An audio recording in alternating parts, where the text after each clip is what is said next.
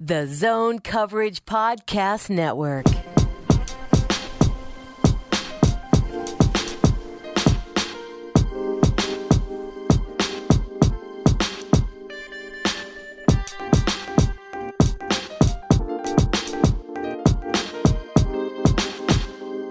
Wolves Wired podcast from a conference room in the Four Seasons Hotel.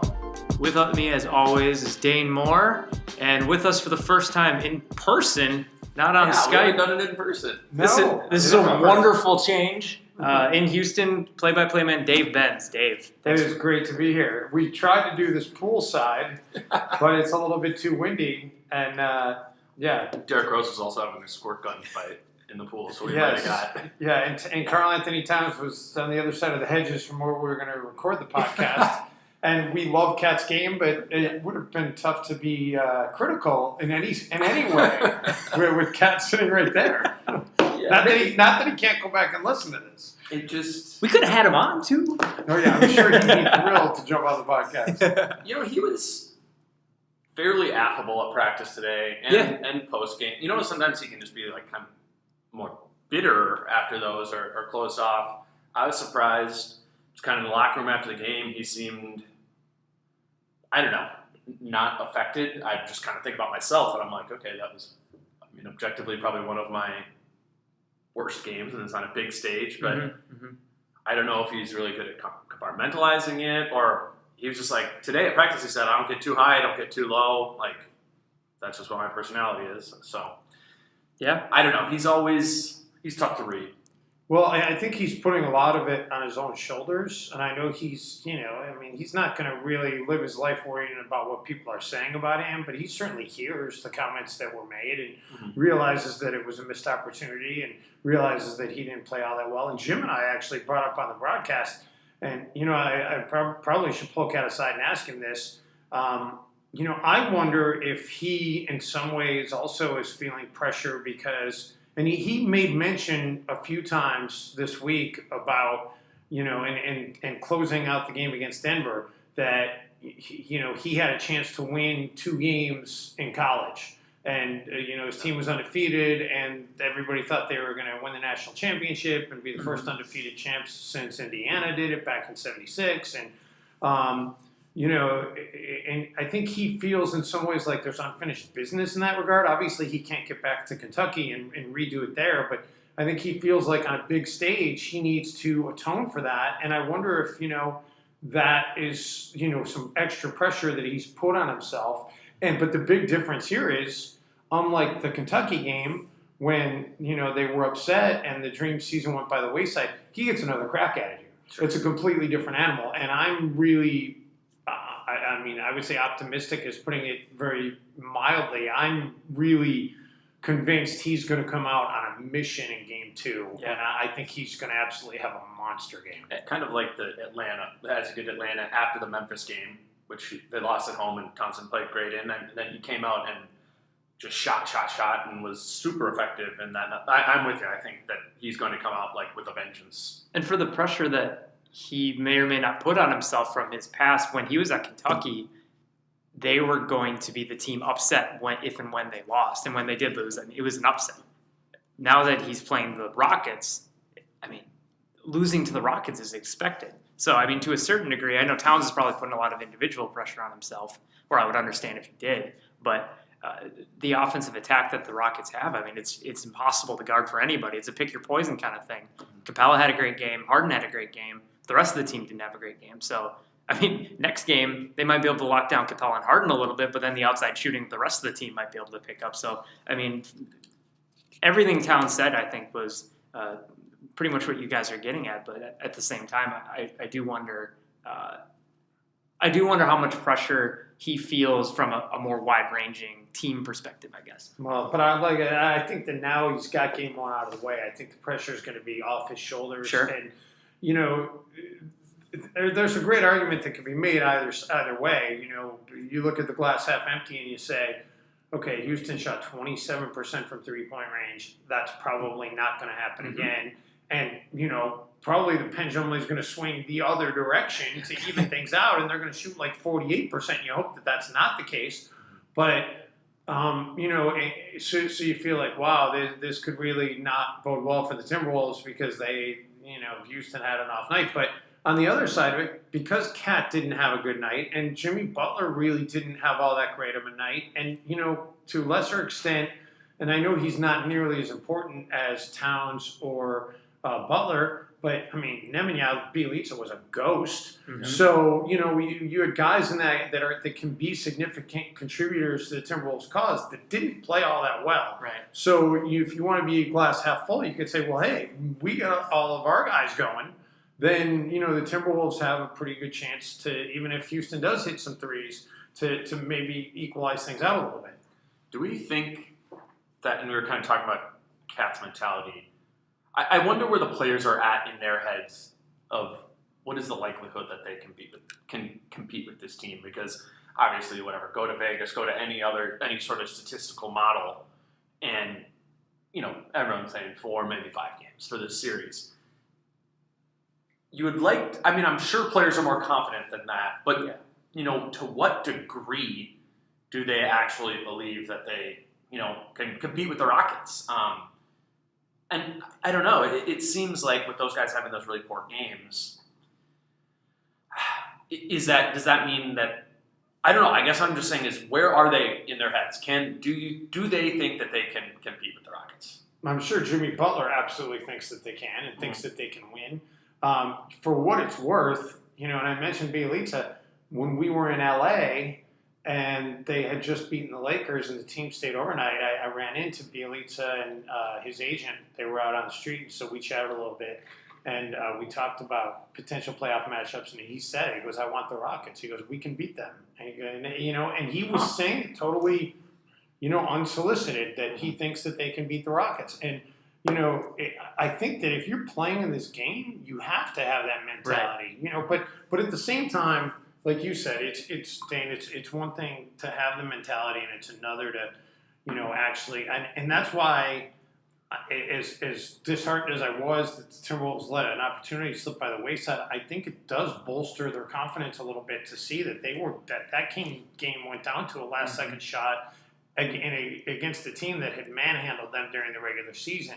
So, they're probably believing, like, what, we do have a chance to beat this team. And that's what Tibbs was saying today. And if we steal one here in Houston, we go back to, Minnesota. It's a whole different ballgame. And when the game started, at least for me, I don't want to speak for the players or anything, but I mean, considering the regular season against Houston, the way Houston got out to that big lead early, it was like 12, 13 points, something like that. I personally was thinking like, oh, well, here we go again. It's going to be another Houston onslaught. But to their credit, like you said, Dave, I mean, they pushed their way back. And the fact that they were actually able to push their way back and almost tie it at the end of regulation, they hadn't been able to do that in the regular season. So if you're a player, I could see them totally thinking that that's progress. And the confidence has to be back. Had they let that lead stay in double digits, I think it would have been harder for them to wake up essentially for game 2. But what if Houston would have started making some of those threes? They kind of went cold at the beginning of the second quarter when they had that 10, 12-point lead. And some of those threes were wide open. So, I mean, you'd love to be able to say, hey, the Timberwolves did a great job defending the three-point line. Mm-hmm. And I think they did get out and challenge some shots. And, some of the Houston players said at practice today that they saw a little bit different defensive scheme from the Timberwolves, how they were playing them versus the first 4 matchups. And so I think you do have to give a little bit of credit to the Timberwolves defense, but I can think of a number of threes that were wide open, especially for Eric Gordon and Gerald Green, and they just plain missed. And, that's not going to happen that often. Well, and I think that's just the weapon of the threes, that it's more demoralizing.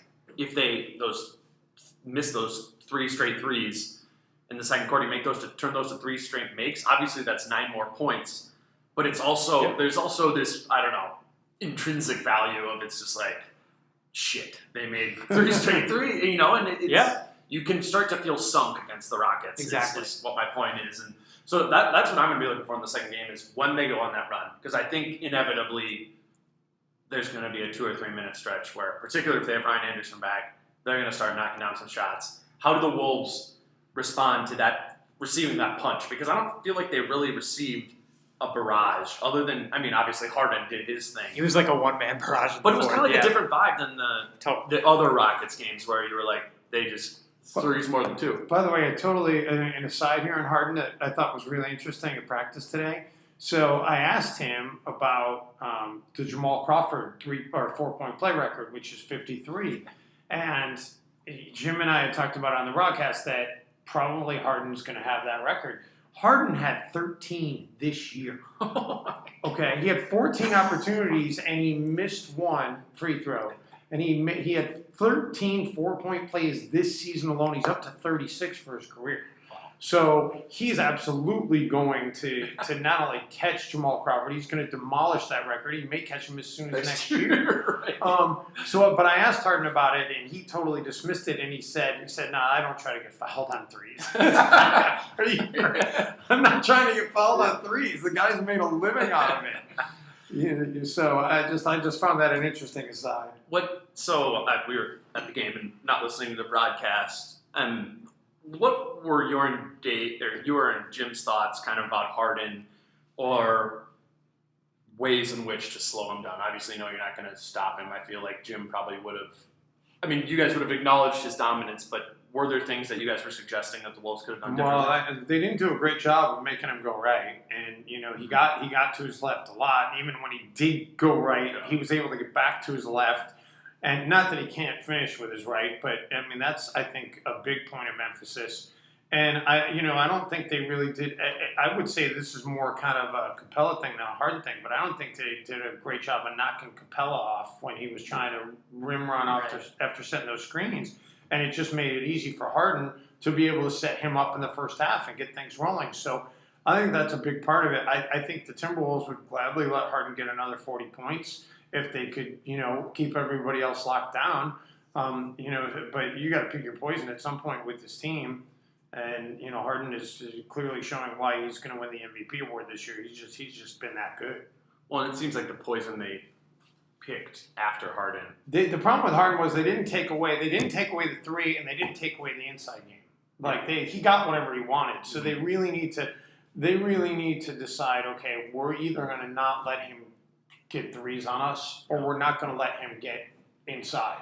They got to take away one of those two things, and and then you live with it. But you obviously can't really concentrate on both. And he got too much of both. It didn't seem like he was really stopped either way. It was interesting today at Timberwolves practice. Afterwards, it was just Jeff Teague, Jimmy Butler, and Aaron Brooks kind of above the break, and they were like couldn't hear them talking, but it was clear what they were doing. Talking about Harden and like defending him as he kind of gets into the elbow in that area there. And so obviously we know those guys are going to be ready. But another thing that I'm thinking of is I feel like Jimmy Butler just has to take on that job because, as you said, Dave, you got to take something away. I thought Derrick Rose showed admirable effort. Andrew Wiggins has the physicality, but I don't think either of those players can take something away from Harden. Well, and if you're going to foul Harden, foul him. Right, I mean, seriously, totally. I'm not advocating being unsportsmanlike or excessive, but these little I got caught with my hand in the cookie jar fouls. It's a touch on his wrist. You know what? I mean, if you're going to foul him, just foul him. Finish let him know that it's going to be a physical game. Mm-hmm. What do we think about? I mean, Chris Paul is. When Thibodeau talked about the Rockets today at practice, he talked about Harden and he talked about Chris Paul. If you take away something from James Harden's game, I think in most games, game one was goofy because he had 6 turnovers and didn't shoot really well. But what do we think we're going to see from Chris Paul in game 2, especially if they're focusing in on James Harden? I'll take that. I think that Chris just had an off game. I mean, right. I think he's gonna probably bounce back. He's not gonna have 6 turnovers, and I just don't really ever know what to really expect from Chris Paul. I mean, it's like, is he gonna come out and is he gonna just be setting guys up? Is he gonna look for his shot? I think he's such a good vet that he's gonna be able to kind of read what is out there, and if they're sagging off him, he's going to take shots. And if they're playing on him tight, he's going to draw a defender and he's going to kick and find somebody that's open. And He's cool with having that game. He's cool with having the game he had game one, so long as totally Capella and Harden are going off. He's totally cool with it, and he's obviously been an elite defender in the league for a long time. So I think I don't really feel like he had a big impact on the game defensively. So I think maybe you might see an uptick in that as well. Sure. Yeah, I just think with him, they will use him if they need another weapon. But they didn't need another weapon. It was all Harden, and then it was Capella on those dropouts. I mean, Capella. What was surprised me was Capella kind of also profiled like the Steven Adams, DeAndre Jordan thing. Like he was pushing people around too and having to get out 5 offensive boards. It's like not only was he the lob threat, but he was also like Steven Adams and pushing Cat off the spot. And he just completely dominated Towns. So it's just there's all these different ways. He came out shot out of a cannon. Yeah. And Towns came out a little bit tentative. And then when Towns finally did show some aggressiveness on the dunk over Tucker, it was a charge. Yeah. And I think that just kind of set him back down another notch right. to kind of not being as aggressive. So I think Capella, they did a much better job on him in the second half, though. He was more of a non-factor. I don't know if that's because, I think part of it is because they were taking away his opportunities at the rim, so Harden had to go somewhere else and more often called his own number. But it was they can't let him get off. They can't let him get 20 and 10 in the first half again. That's just a killer. You're both looking at me. I agree. The thing, like I talked about at the beginning of this podcast, when the Rockets run pick and roll, or even like we talked about it yesterday, they didn't run a ton of pick and roll to get Capella these looks. It was just Harden getting into the lane, not letting his man get back in front of him to switch him. And, it's either Harden going up and drawing a foul, or if Cat comes over, or Taj comes over, or Gorgie comes over, Capella's usually there for a lob. Or if the defense outside collapses, there's an open three-point shooter. That's what's so hard about defending this team. Well, it's easy against if you're not playing the Rockets, because then you can just drop down the weak side guard to go get in and chip on Capella. But if he leaves to go in and chip on Capella, it's a three. But if he leaves wide open, exactly, and that's just, at the end of the day, we're dealing with the Rockets, who have like essentially broken basketball efficiency, because they have the best player at the point of attack in isolation, actually the 2 best, and then if the team goes to take him away, drop it off to Clint Capella, who led the league in field goal percentage. And then if somehow you've dealt with both of those things effectively, then they have to skip all the way to the other side where Ryan Anderson, Trevor Ariza, Eric Tucker, Gordon, Gerald Green, even Luke Bob Mute is shooting threes now. It's crazy. So I guess the thing is I don't even know what is the thing that you want to take away. And what the point of emphasis in game one was clearly the threes. The guard didn't chip down there, and that's why Capella went off there. So do they change things up? Jimmy said today we're going to do a couple the irony threes is the differently. point of emphasis was the threes, and yet they still. Was the final total 40? How many they got close to 40? If it wasn't 40 attempts, 10 to 37. Yeah, 10 to 37. Okay, yeah. So, yeah, they still got 37 threes, and a lot of those were open looks. So I don't know. Maybe you do, until they start hitting them, which that's playing with some big time fire. But until they start hitting, don't let Capella get off early, and then maybe you shift the focus as the game goes on. And that's what the playoffs are, though, is that chess match, game to game. What do they do this game? What are we going to take away this way? How do they counter that? And that's where the coaching comes into it. And I know a lot of people out there have been, throwing some shade at Tibbs, but what do we know Tibbs is good at?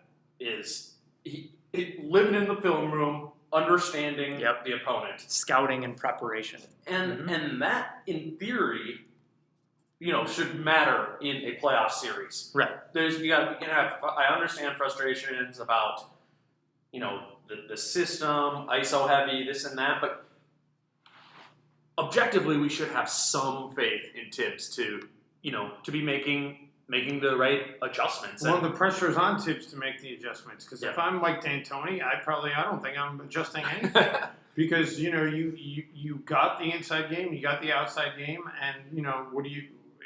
if you didn't hit threes. If you hit threes, then you probably won by double figures. I was just going to ask that. So if you're Mike D'Antoni, are you concerned about anything in particular that the Wolves did really, really well in Game 1? And what I mean by that is, I mean, Houston only won by 3, despite the fact that they got a lot of looks Houston did that they probably liked. At the end of the day, they only won by 3. What did the Wolves do? That's what I'm asking. I think they rebounded all right. Yeah, they won the rebounding by 10. So, that's a pretty big thing. But, the other area, too, that I think that the Timberwolves have not been able to get any kind of sort of gap with the Rockets all season is they haven't turned them over. I mean, the Timberwolves are so far below their season average for forced turnovers. They forced only 11. And I'm not looking at the numbers, but I think they finished around 15 and a half forced per game. So that's well under.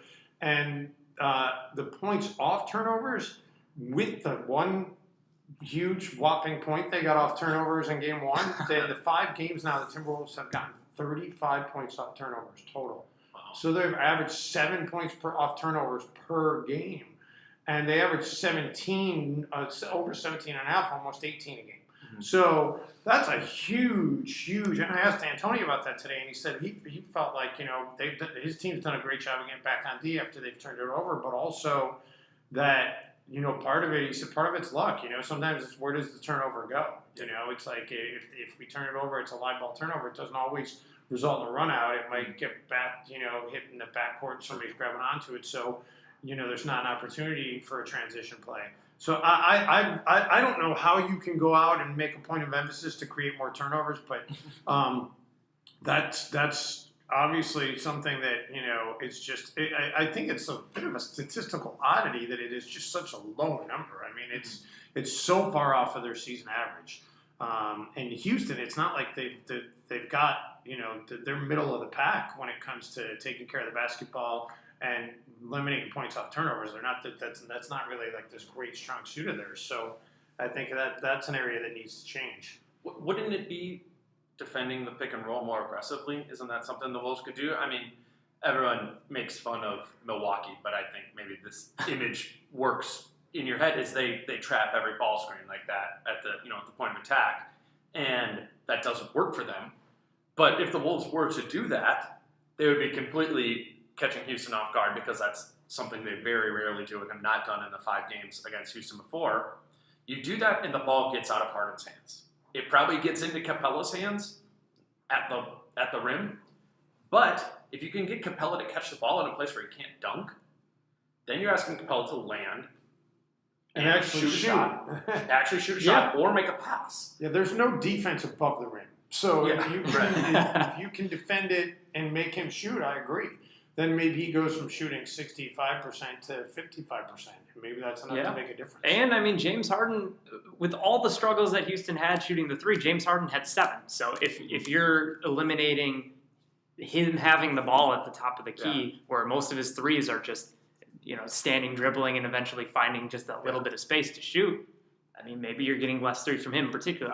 Like we said, though, it wasn't just the pick and roll. And if you're trapping on the point of attack on the pick and roll, and Capella has the ball and he's making a pass, if the ball starts swinging, guys are going to other guys are going to get. And I'd be curious to look and see what kind of success the Rockets have had when other teams have done that, because I'm sure other teams have done that against them this year, and I'm sure that they probably have figured out how to handle that as well.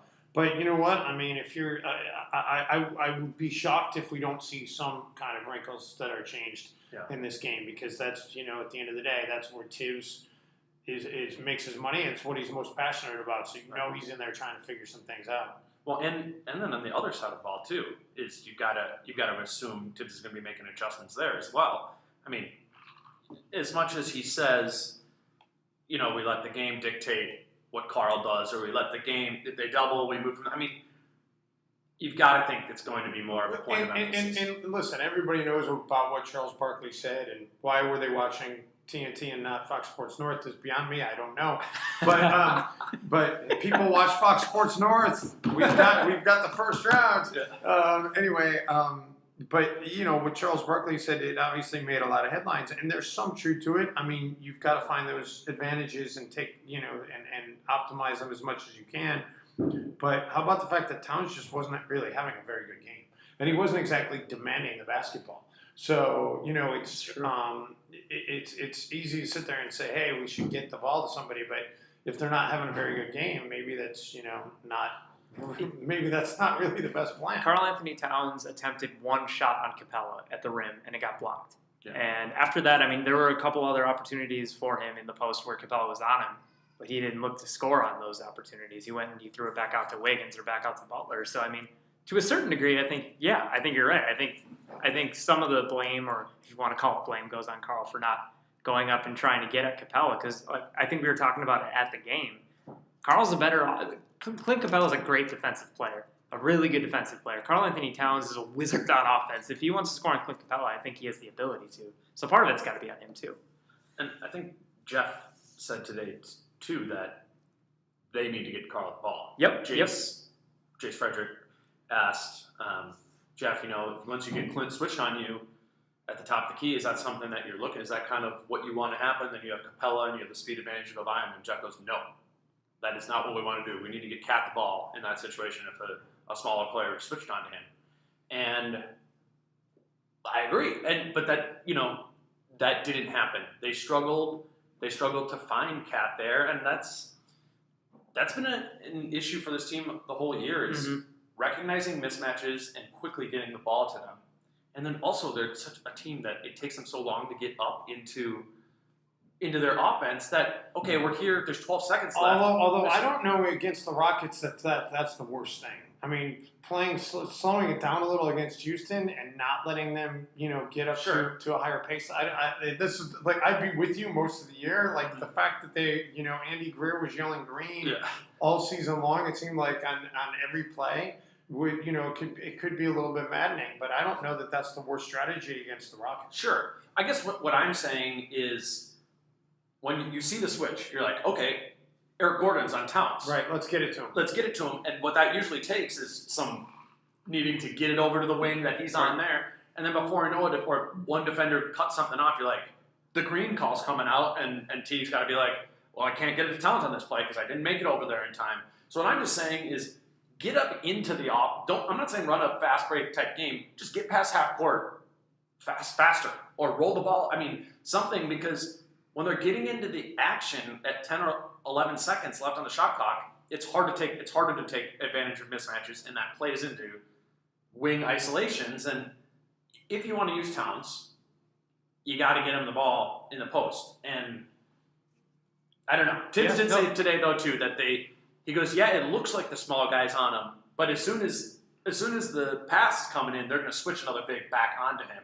And you notice that a couple times with Joe Johnson, I know, on one of his shots. PJ Tucker would go on to him too. It was the same thing. So it's a little bit of fool's gold in a way too. But even if they do switch a big back on him, if he can be one-on-one matchup, that's a good point. I like Towns versus any of Houston's bigs one-on-one, even Capella. Towns is way more skilled than Clint Capella. Exactly. It's just Towns just needs to get going a little bit, get a little bit of momentum behind him, and I think it could blow up. There was a point this season, I don't know exactly when it was, and I think it kind of happened in a way last season too, when Towns just turned into this. Maybe it's just my eye test telling me, and stats don't back it up, but it felt like at some point there was this beast that came out in Karl where he was grabbing more offensive rebounds, he was finishing more at the rim, and he was attacking more in the post. And this game one, it's kind of hyperbolic because it wasn't a good game statistically. And anyway, Karl's usually, even in his bad games, he puts up efficient numbers usually. It felt more like sort of before that, the beginning of the season when he was really struggling to get going at the beginning of the year. But Dave, I think you said it earlier that I think he's well aware of what happened in game one. And I expect him to be just, if nothing else, for his own personal mindset, I expect him to go out pretty hard in games. He's shooting like 8 shots in the first quarter. Yeah, I feel like we need to talk about the very end of the game too. But before we get to that, I just want to throw this number out and tell you guys how important game 2 is. Oh boy. So Ernie Johnson had this on the air last night, and I was like, can that be right? So I checked today to verify, and it is right. It's a gaudy number. I'm shocked the number is this high. But teams that go up 2-0 in a 7-game series, 273-19 all time. So that is telling you that there's not a whole lot of chance to come back if you lose. And now I also had them check Credit Stats Inc. for doing this for us. They have a contract and work with Fox, so I'm able to hit them with all kinds of crazy numbers. But when a lower seed splits 1-1 on the road to start the two-game series, and they go back home with it 1-1, it's still losing percentage, but the number jumps to 78 and 119. So you know, from like 5%. So from like a 5% chance to win, you go to like a 45% chance to win. So that's a pretty big shift. It's a huge shift. How do we feel about? So we talked a lot about Towns individually in Game 2. How do we feel about the Wolves as a whole coming up in Game 2? I feel like I don't know, actually. I wish I had an answer to that question. I feel conflicted because on one hand, I feel like, hey, they had a pretty good showing and went down to the last shot, you know, and why can't they win? On the other hand, I feel like Houston played far from their best game, and I feel like Houston is going to come out like, you know, hornets out of a nest that just got kicked. Yeah. And they're going to realize, like, hey, we can't really mess around here. And they're probably going to get Ryan Anderson back, who's been a Timberwolves killer. But then I flipped it back to the other side and say, well, the Timberwolves didn't play their best game either. So I think if I'm a Timberwolves player and being around this team a lot, I think they're probably looking at it more like, hey, man, we can hang with these guys. You know what? And they're, you know, it's time. They've beaten us enough times in a row. It's our turn to beat them. That's what Derek said in the locker room after the game. When you're playing a juggernaut like this, and he referenced playing Miami back in the day, is you stay close with them. You stay close with them, out-execute them at the end of the game. And so that's kind of, I see this going one or two ways. Like that, and they try and out-execute them at the end of the game, or the Rockets. And the Rockets are far from perfect. I mean, think about it. This game wouldn't even come down to a final shot if it wasn't for two huge mental gaps by the Rockets late. After that missed free throw, when everybody fell asleep. I mean, Cat, I don't know if he traveled or not. He was trying to give the ball to James Williams, and then I don't know if it was Teague that yelled at, like, hey. Give the ball. So, you know, but that was a boneheaded play by both teams. Thankfully, the Timberwolves came to their senses quicker. And then that Chris Paul turnover, when he just overthrew everybody and threw it out of bounds. I mean, you know, so the Rockets are far from impervious here. And, you know, as you said, you keep it close, you never know what's going to happen. And I think that's what their goal is going to be. But I don't know. Personally, I see if Houston comes out and makes that run, I don't know. I don't think they have a chance to even stay close. It's been the problem when the Wolves have played the Rockets all year long. I mean, it's numbers to a certain degree. If Houston's playing their best basketball, it means they're making threes. When the Wolves are playing their best basketball, generally speaking, it means that they're making twos. And when the Rockets are hitting threes like that, it's just hard to keep up with the 2-point offense.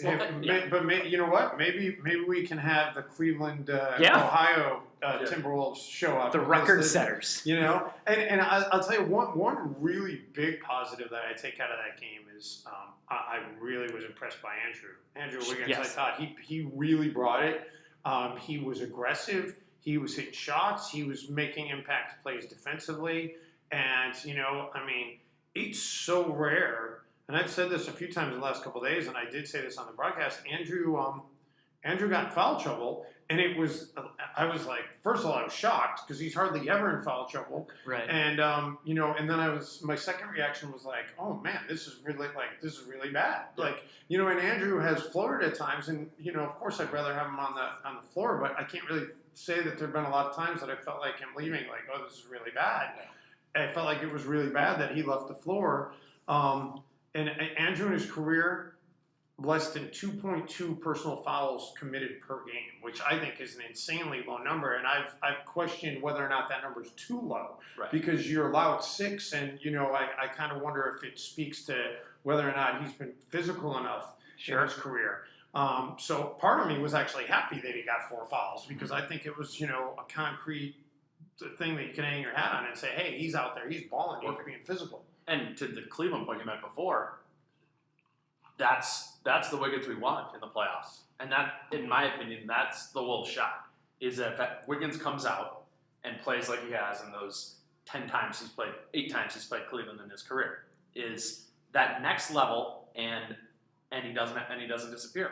And I think in the first game, We got the first 12 minutes of that, and then he got into foul trouble. And I think Andrew struggled. Like, when he goes to the bench, I think he detaches a little bit from the game. Right. And then when he comes back in, though, that's his disappearing times. Is like, okay, how do I get myself back into this? There's new guys out on the floor. And that's what it seems to be. If he can extend 4 quarters of the assertive Wiggins from the first quarter, that makes a huge difference for this team. And yes, they're never going to be able to match Houston's three-point shooting. But the Wolves' offensive counter to that is getting to the basket and getting fouled. So is Houston's, though. That's the trick. Yeah. It's getting to the free throw line, even as Andrew Wiggins, who's shooting awful from the line, even when he gets to the free throw line, that is more valuable in a points possession play than a 45% or 42% three.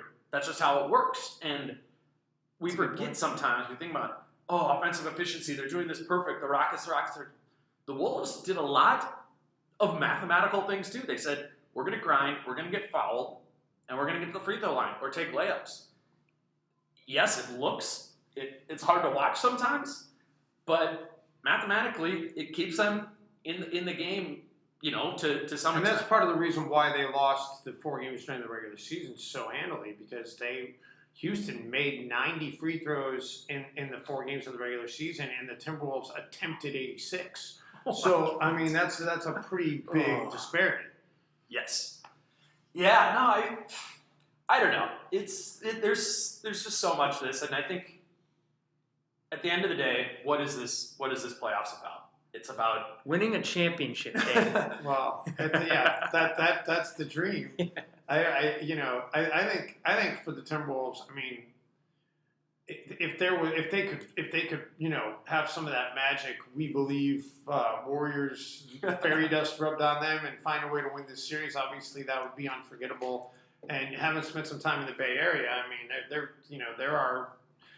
Obviously, they've been spoiled beyond belief with the team that they have out there now. But there are still a lot of fans that just that team is always going to be held in high regard because of what they did in beating the Mavericks. And I think that this could be a magical year if they're able to finish it against Houston with a win. But at the end of the day, just win a couple of games at the very least. Make this a competitive series, make it interesting, and give Timberwolves fans something to look forward to going to next year.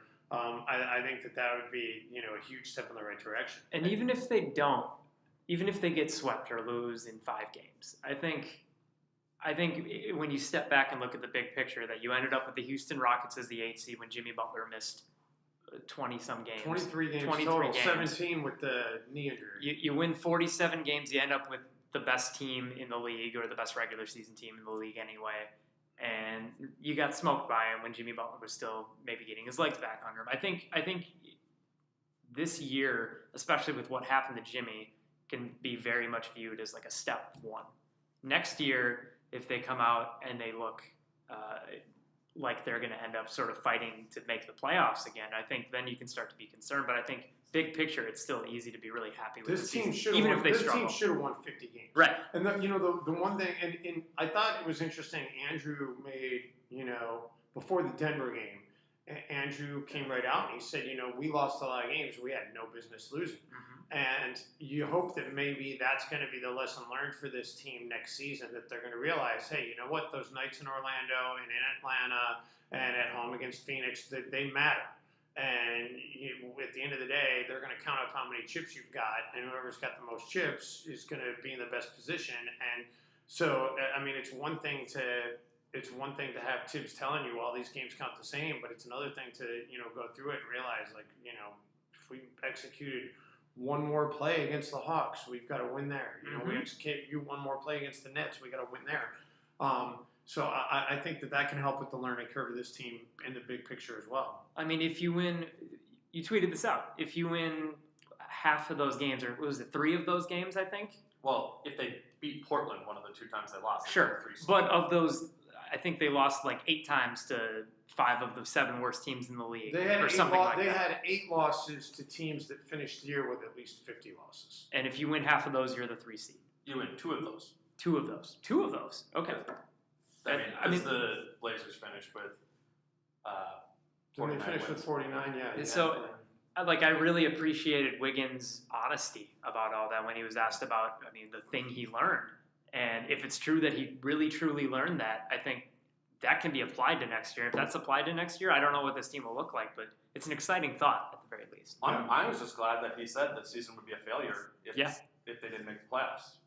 And what I wonder in their hearts of hearts is, do they think a 4-game sweep would be a failure too? Because that's better than missing the playoffs. Yeah, but you know what? They're not thinking that way in their mind. They're not thinking that they're in this series to not get swept. They're thinking that they're in this series to try and shock the world and win the series. Sure. So until they get to that point where they're, and hopefully, knock on wood, this isn't going to happen. But until they would get to that point where they're in an 0-3 hole, then the rallying cry might become, hey, we got it, we can't, be swept here. We got to show better than this. But I think right now, they're, especially after the fact that they were so close in game 1, they're thinking like, hey, we can do this. Let's shock the world. And in the now, or I guess in the future, I could see the Wolves players feeling like they failed in the event that they get swept. But if you ask them if it felt like a failure in the same way that missing the playoffs would have felt like a failure, there's no way that they would say yes to that. Right. I think they might after the season if they look back and they will say, this is just my opinion, is that they'll look back and if the next 3 games go poorly, which is a possibility. Sure. Say they lose those. What did they lose the regular season games by? 18 on average? Wasn't that what it was? Well, the first 3 were all exactly 18, and the third one was 9. I think it averaged out to 15. Sure. So I guess I just wonder if that happens, and maybe this is me projecting my opinion, but that's a big difference because bottom line they were the 3 seed at one point, and if they would have beaten 2 more 50-loss teams, they're the 3. They're still the 3 seed, and yes, Butler missed 23 games, but it was so close to being better.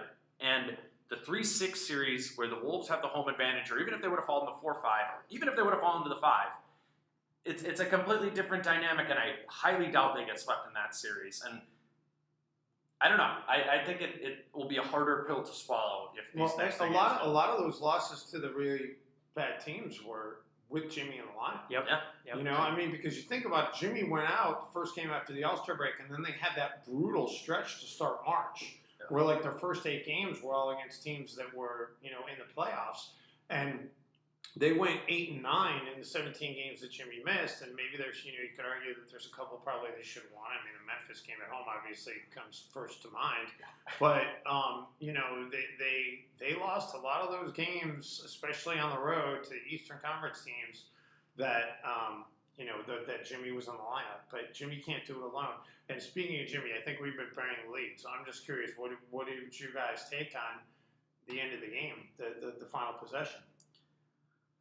It looks like the final possession, or close to the final. The last shot Jimmy took against Denver, it reminded me a little bit of that. It was very much, I'm going to take the shot. It's my team. I like that he's got that mentality, and he's hit those shots before, and he's not been hitting them this year. And Chase Frederick had the tweet this week. But I like the fact that he's got that mentality. Yes. And it's good to have that on the team. And I mentioned before we started this podcast, everybody thinks he's always taking that shot. He did defer to Towns, and of all places, Chicago, with the game on the line, and Cap missed the shot. And, I don't think Jimmy is necessarily averse to passing it to somebody else, but I just think he just believes that he's going to be able to make that shot. The frustrating part for me was just the fact that it wasn't a 3. For sure. So, he took a really tough shot, and even if he makes it, the game's over. And I just think, Jimmy would be the first to tell you that he's got to be more aware of the court than that. Right. Because that obviously is just not a good basketball play. But I'm ecstatic that Jimmy Butler's on this team, and you see the impact that he's had. And this team's probably not even in the playoffs if he's not on this team. And I believe, like Tibbs, the next time he's going to take that shot, it's going to go in. And I know he thinks that way, and you got to think that way. And the law of averages says that it's going to go in too, because there's no way he's going to keep missing them. Well, and it's like on that lineup, in that situation, when when you're going for a 3-pointer, you need 3 points. He's not the best 3-point shooter in the starting lineup by any stretch, but I mean, I trust him more than I trust anyone else on this team right now. And I mean, you can make the argument maybe that Cat hasn't gotten the opportunity to prove that he can do that yet, but right now I trust Jimmy's confidence to take that shot every single time. I just wish he had pulled up. And then then if he missed, people would have said, "Oh, he took it too soon," Right. But I mean, as soon as he got to that right wing, I think a little jab step, pull up three would have been, But hey, I'm not out there playing. Sure. I'm just out there watching. But I don't. It comes down to the quality of the look, and so yeah, if it's Jimmy, if it's Cat, if it's Jamal, if it's Jeff, Andrew, you want the best quality look. And I think, and this is a big picture, like bigger than the Timberwolves too, is teams can be too like, this is our last second of the game guy. In my opinion, it's you bring up the Chicago shot, and Towns missed it, but that was a really clean look from the top of the key where he shoots 40% from three, and we know he has the capability to do that. So for me, I wish there was just a little more diversity, because what we've seen is when Jimmy takes the shots, they're really hard shots. Well, and the other thing is, I'll say this, and this is just an outside view, but when they go into that ISO play, I don't think there's enough movement from the other guys. I understand that I understand that they need to clear out and they need to create an opportunity for whoever the ISO player is, Jimmy, to be able to have space to operate. But at the same time, I think you'd like to see the other guys moving a little bit more just to create some havoc. It feels sometimes like the final play is similar to that. Like, you don't see a lot of movement or action on final shots for this team that I can think of. Maybe I'm missing a couple. At large, Right. It's usually ISO ball, but I mean, it's usually. I think there have been a couple plays where it was Jamal, like that goofy end of the game against Denver when Jamal took that like 35-foot three or whatever. But there aren't too many plays where Cat's like coming from the bottom of the hoop or whatever and coming up for an open three. Oh, it's hard to get a big ball in those spots. Right. And actually that plays into this. So late shot clock is not exactly the same thing as end of game. Sure. But you have Towns, who led the NBA in shots on field goal percentage, effective field goal percentage with shots under 4 seconds left on the shot clock at 61.5%. That is a good stat. That is a great stat. He did. And Jimmy Butler shot 39.8%. The difference is Towns shot 74 and Jimmy Butler shot 133. And you also have Jamal Crawford, who played half as many minutes as Karl Towns, and he almost shot twice as many late shot clock shots as him. So I'll just read these off here. Towns, effective field goal percentage under 4 seconds in the shot clock, 61.5. Teague, a good 50%. Taj, a good 48%. Jimmy, 40%. Wiggins, 38. Crawford, 34. And I mean, that's, to some extent, that's coaching, and that's utilization, or it's the players not putting that into action. They're saying, who are our guys? Who are the guys that we want to give the ball to late in the shot clock? Jimmy, Andrew, Jamal, because they're that take the guy off the dribble isolation type player. But you got to find a way to get the ball to the best players. And this is the same thing we're talking about with Towns for the whole game. He can't shoot 9 shots for the whole game, and they can't have him be shooting half as many late shot clock shots as Crawford. So at some point, the total attempts, this needs to be backwards. The total attempts need to be the other way around, and Towns needs to be shooting. I'd like to look at like the individual players or like a reel of them, because just thinking back, they go to Jamal at the end of shot clocks when the play is just totally broken down and they need a chuck. Because they trust I think Jamal's 111 times. I think Jamal's numbers are a little bit skewed in that regard because this is fair. Because and how many times does he have the ball in his hands at the end of the quarter too, and he ends up heaving it up. Totally. Yeah, Jamal's I would forgive a little bit more, but I mean, but that's why I want to look at Butler's too, because I think I'd like to see how many of those are Butler just being in there and needing a chuck. But at the same time, like you said, it goes back to coaching a little bit, because if there are a lot of those situations, I think that's a problem in its own right too. Well. And I think Jimmy Butler's a terrific player, and I agree with Tibbs when he says he's a top 10 player in the NBA. But this is not one of his strongest skills, is one-on-one isolation. Well, okay, but here's the other thing too, though. In fairness, the Denver game and the first game against the Rockets stand out because they're fresh in our minds. What's the one common denominator in those two games? Jimmy is still not 100%. I mean, he's Sure. still working his way back from that knee. He took a shot early in the first half of the game against Houston, and he came up holding his hand. And I don't know if he's had a thumb issue all year.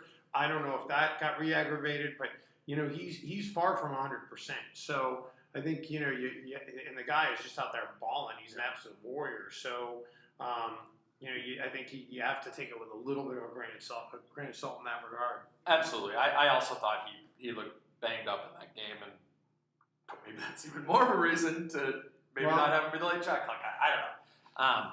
He also hit an insanely tough three at one point in game one as well. So, I mean, he can make them. Yeah, he can. The drive on the possession before that, isolation, he missed. Towns tipped it in. I mean, at some point, other teams do this with their best players. They don't feature them if they're not rolling. And the Wolves are blessed to have a whole starting lineup of guys who can offensively create. Even Taj, if he catches in the right spot, can offensively create. His footwork is so much better than expected when they signed him. It's I crazy. don't know. I would like to see. I'd like to just see the offense also be put together a little bit differently in this game. And I do agree with Tibbs that a lot of times the double teams dictate where the play goes. Mm-hmm. But sometimes, come back at it. Okay, Towns kick it out, repost. Let's go back to them. Let's see if they bring the double again. Or Towns, I think, just be quicker, grab the ball and shoot right away. Don't take time. You know how you can kind of like bang in there with the big guys. I mean, I don't know. It's going to be fascinating to see these adjustments, and I'm just thankful that we're out here in Texas and the Timberwolves are in the playoffs. It's pretty cool. Just think, if Taj Gibson doesn't steal that ball, maybe Nikola Jokic is in Denver right now in this hotel watching or about to play game 2 in the playoffs. Denver against Houston. You never know. It's crazy. I think that would be a sweep. If the crazy part is, so Denver finished with 46 wins, 3 back of Portland, who won the division. Mm-hmm. And in the 14 years since the NBA went to the 6 divisions, the smallest margin between first and last had been 11 games. Wow. And it was 3. Wow. That's just insane. Well, and it would have been the first time that 5 teams from the same division never made it, right? I was kind of hoping for that, but New Orleans just didn't want to fall off. Credit them, man. That Mirotic signing, wow, that really changed everything. Yeah, Dave, how do you feel about the rest of the series? I mean, we're so focused obviously on the one here in Houston, but all the other series. Yeah, every other series in the playoffs right now. Oh, well, you mean the rest of our series or the rest of all the other series? The rest of the NBA playoffs, not the Houston Rockets. Have you had a chance to really pay attention? No, to those games? I've watched at least portions of pretty much every game. I think the Warriors. I think everybody who was saying, man, it'd be really great if we could get up to 7 and get Golden State because that seems like a much more winnable series. I think that Golden State was just kind of lulling everybody to sleep, and they were just like, yeah, whatever, let's just get this over with and start the real season. And man, are they looking good. And, they've gotten guys who really stepped up. I mean, JaVale McGee was a beast in game 1, and then you had Iguodala was playing great in the game last night. He was. So I think the Warriors, it could change when they get to San Antonio. I think San Antonio will probably win a game because they've just been a really good home team, and they're better at home. But I think the Warriors probably win that series in 5. The Pelicans taking game 1 in Portland. I just think the Pelicans are just, it's hard for me to imagine how good that they seem to be because the Timberwolves swept them. And so it's like in my mind, like, are the Pelicans really that good? But the Timberwolves' last game against them was the first game in which they got Mirotic, and he wasn't really, involved yet. So I think the Pelicans are for real. I don't know what the latest is. I haven't checked, but I know Donovan Mitchell got banged up in the first game. You guys, I think he's expected to play. He's expected to play. Tonight? It might be tonight. I thought Utah would win that series.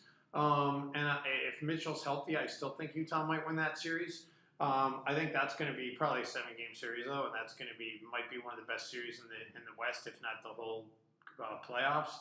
And then out east, Toronto I think is on a mission. I think that Miami really kind of opened my eyes last night. I think Miami is still they don't have the horses that Philly's got, but Philly's still young. I do think Philly comes back to win that series, though. I think I'm going to make a bold prediction. Ooh. I think Philly's going to be in the Eastern Conference Finals. And I know that probably there's more and more people saying that, but I just think they're going to find a way to survive Miami. I think this is going to be a drop-down, drag-out 7-game series with Miami. I think Philadelphia finds a way to win that. I think they're going to steamroll Boston or Milwaukee in the second round. But I mean, Boston just doesn't have their horses, and I don't think Milwaukee is, outside of Giannis, the rest of the team has been suspect. And then what series am I forgetting? Cleveland and man, what the heck? Were you surprised with that happening? Yeah, I was surprised by that. And I'm wondering, I don't know, can Indiana win that series? I think they can. That would be earth-shattering news for LeBron to get knocked out in the first round. It would back up everything that they did in the regular season. Yeah, and you know what else I think it would do? I think it would expedite his departure. I think he, I think he probably was planning. You read the tea leaves. It looks like he was thinking about going anyway. So they don't really have a whole lot of chips left to push into the center of the table to try and make that team better. Right. That's yeah. I think that how the Cleveland-Indiana series goes will determine who comes out of the East, because I think if the Raptors get to play Indiana, they'll be able to go all the way. But I think if the Raptors catch the Cavs, I don't think the Raptors have anybody who can slow down LeBron like the Sixers do. They have different weapons they could throw at LeBron. I picked Toronto and Houston for my finals, and I don't think they're stopping Houston. That's kind of what it comes down to. I still say Golden State's going to end up with I'm with you, Dave. Hometown. Well, you guys know I spend a lot of time in the Bay Area, but it's not that. It's just that. Still the best. Would you rather have Houston's top 4, or would you rather have Golden State's top 4? From top to bottom, Houston's got a deeper team, and they've got more weapons, but you can only play 5 guys at a time. And when you've got the games spaced out in the playoffs, you can play guys more minutes. So, I'd rather, and Steph is going to come back. He's close. So I'd rather have Steph and Clay and Draymond and KD than, Harden and Paul and Ariza and, and Capella. There's no question who I'd rather have. I think it's extremely close between those two. And Grant, I think it's close too. I think the gap is closed in a big way. But I also think the fact that the Warriors know what it takes to win 16 games, and they also have been together longer.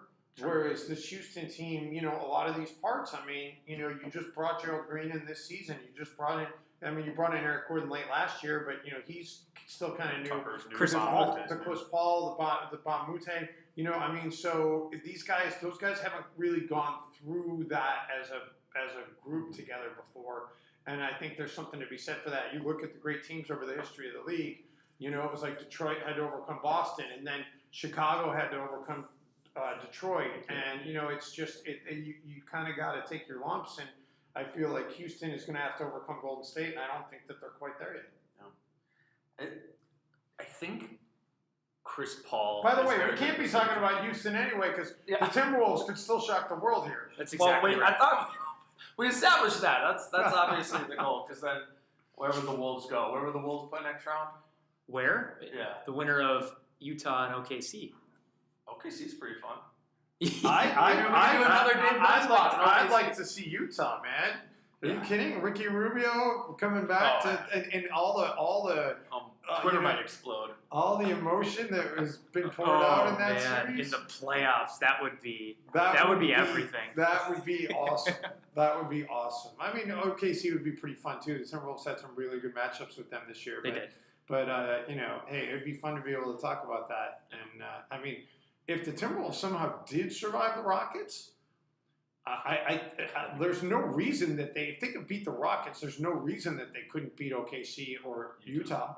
So I mean, then we could be looking at Timberwolves Warriors in the Western Conference Finals. Which, if they can beat the Rockets, they can beat the Warriors. And then if they can beat the Rockets and the Warriors, they can beat the Raptors. Let's have a parade.